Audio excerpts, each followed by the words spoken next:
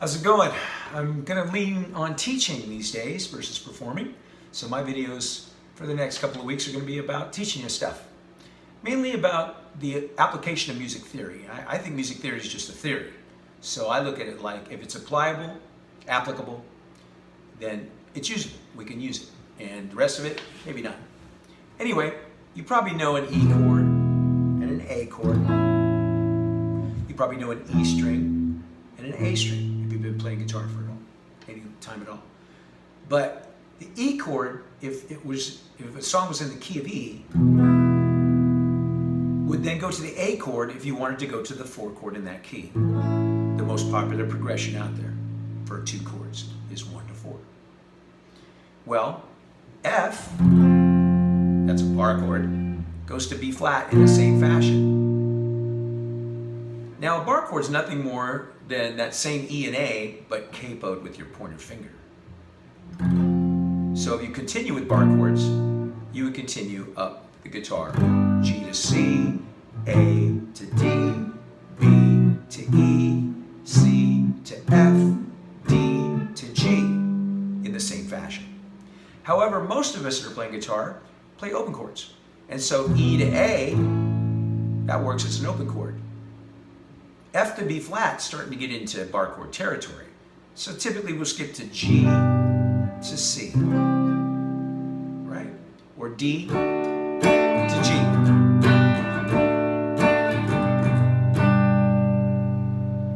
And A to D.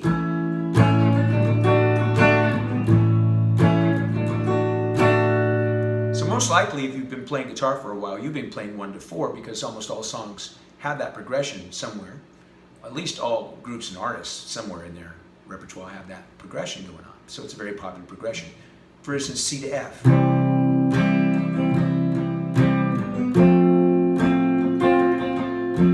Those are the chords to imagine. And in the piano section, I'll be showing you how to work that on the piano, since that's more of a piano song. But it goes both ways, whether it's guitar, bass, or piano. To be able to play a 2-chord progression is kind of the beginning to understanding some sort of music theory that it is. Because you start to hear how a progression works. You don't just look at a piece of music and go, what's that chord? What's that chord? Because it could have 20 of them and you just have no idea what you're doing. Whereas if you're listening to 2 chords,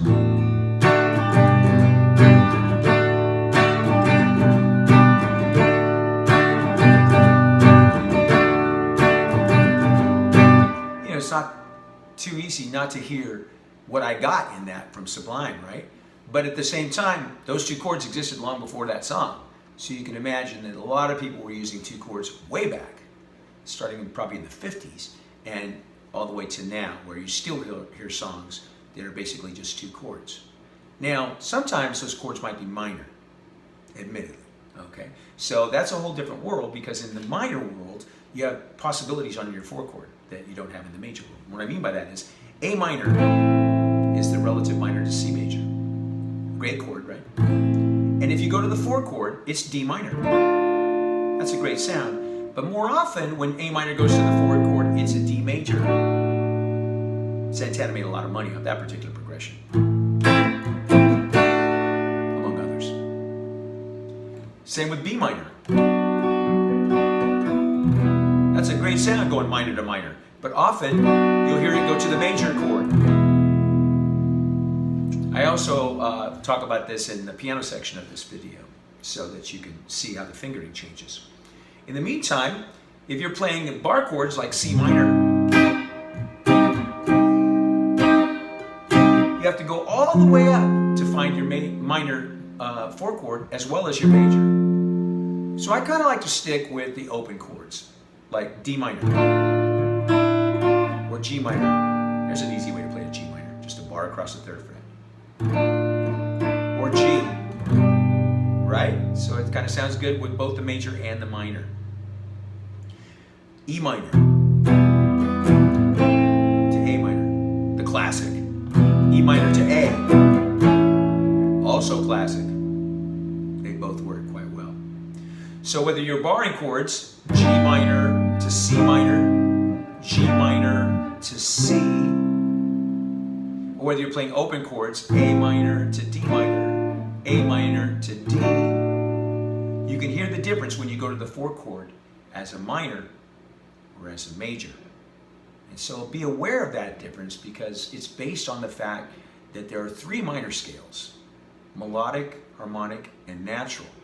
When we go to the minor chord, we're dealing with a natural minor scale, and that's the easiest to understand because it's the same as a natural major scale.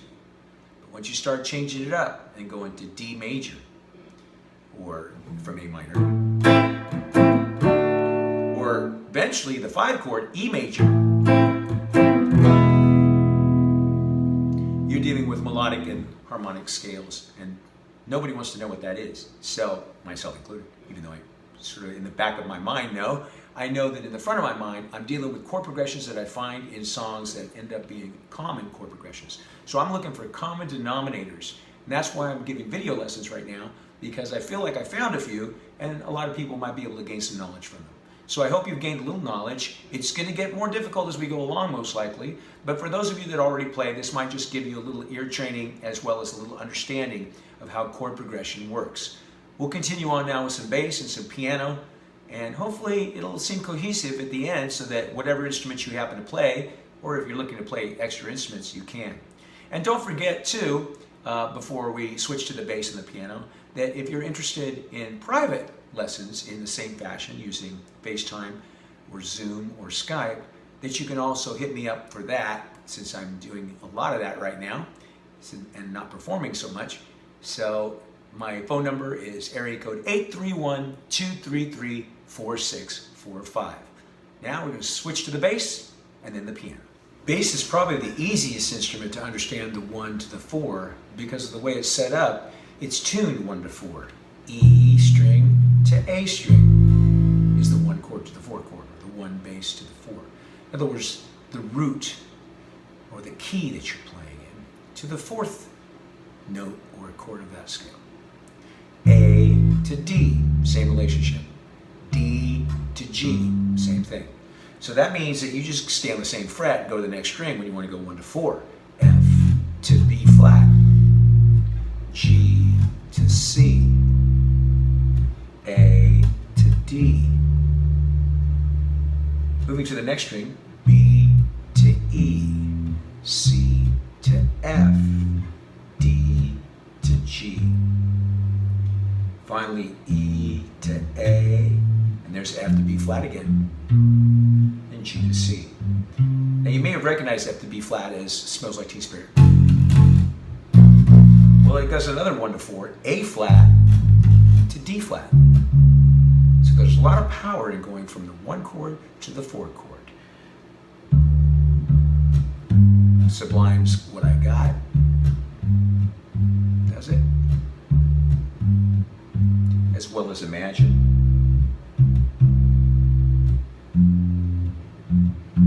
So it's probably the most popular 2 chord progression. And 2 chord progressions are the best way to get into chord progression because chord progression ends up being potentially 20, 30 chords in a song. Start with 2. If you could just get 2 back and forth, you get the idea of what chord progression is, which is basically kind of a groove or a loop that you can sing to or play to, improvise to, whatever you want.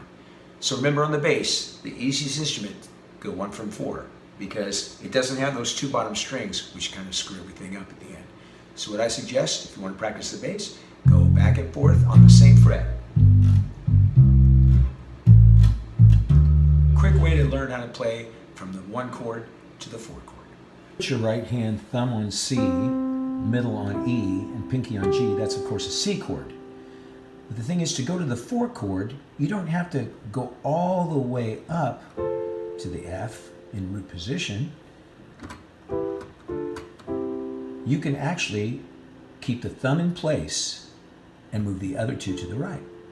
So this is C and this is F. It's the same as the F in root position, except that the C is to the left of the root. So to go from a 1 chord to a 4 chord in the key of C, C is the 1 chord, F is the 4 chord. In the key of D, it works the same. D is the 1 chord, G is the 4 chord. In the key of E, E is the 1 chord, A is the 4 chord. In the key of F, F is the 1 chord, B flat is the 4 chord.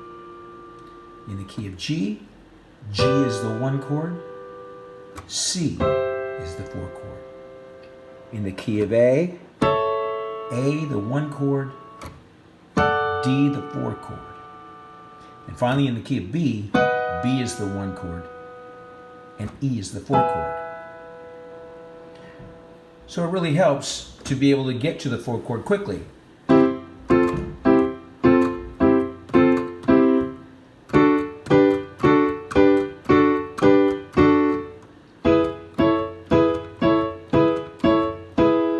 Etc. So practice that and you'll find it's much easier than going from the 1 chord to the 4 chord in root position. That can be effective, but most of us are inverting the 4 chord so that it's easy to get to. Minors present a different situation because the minor scales are not always going to be minor chords as the 4 chord. Here's an A minor. If you move to the right in the same fashion, you get D minor. But A minor is allowed to move to D major as well. You can see that there's a completely different sound, but a very familiar one. Same thing with B minor. Move it to E minor. That's a sound we've heard, but probably more often we've heard B minor to E major. Right? C minor to F minor. Many times we've heard that, but we've also heard C minor to F major. So you can see when you go to the 4 chord in minor, you got options. D minor to G minor, great. But D minor to G, it's all white keys. Might be a little easier. Sounds cool. E minor to A minor, also all white keys. But E minor to A still remains popular. F minor to B flat minor. Sounds great. F minor to B flat also sounds great. Finally, G minor to C minor. Very popular, but if you want evil ways, you want G minor to C. A lot is playing octaves. Here's a C octave. Now you can run up the octaves in both the right and the left hand. But what I like to do is chord in the octave. So here's a C chord, as I mentioned before. You can go to the F chord, but notice how the octave, little Temptations action there. So you can do that in any key, right? But the point is that you can also only choose the 3rd or only choose the 5th. So you don't have to put the entire chord in there. Some people might even use the 6th. So it doesn't have to be a whole chord. It just has to be whatever you want. It's also the basis for improvisation. Keeping the octave position. So getting used to playing octaves is as simple as playing single note melodies in octaves. And if you want an extra little bit of character, stagger the octave. Well, thanks for hanging out for the lesson. It usually go about 15 minutes for these video lessons, and it's something you can refer to over and over again. Even, play while you're listening to it and just kind of go through the same thing. I was doing right hand only on the piano. Obviously, at some point it'll be both hands, and we'll be working on left hands only stuff. On the guitar, we haven't talked about lead, but that'll be happening. Same with the bass lines, all to go with that. But to get you there, I really want you to understand chord progression first, because almost all songs are made up of 2 chords at least. There are a few, some of them are out right now, that are just 1 chord. And that's where, if you're learning bass lines, you're learning guitar leads or rhythms, and piano, both hands doing a cool thing, you might be all right for a while, but for my money, unless you're dealing with synthesizers and drum machines and stuff, the 1 chord thing doesn't work. Now, electronic music works great. I love it. But Tomorrow Never Knows by the Beatles was 1 chord. And that was pretty much electronic music. So I think that's a case in point of where it did work. Finding a song with 1 chord is pretty hard to do. So learn 2 chords, and then we'll move on to 3 next time I see you, as well as more techniques on the piano, the bass, and the guitar. Once again, my name is David Conley, and my phone number, if you're interested in private lessons, is 233 4645. Appreciate it, and I'll see you next time.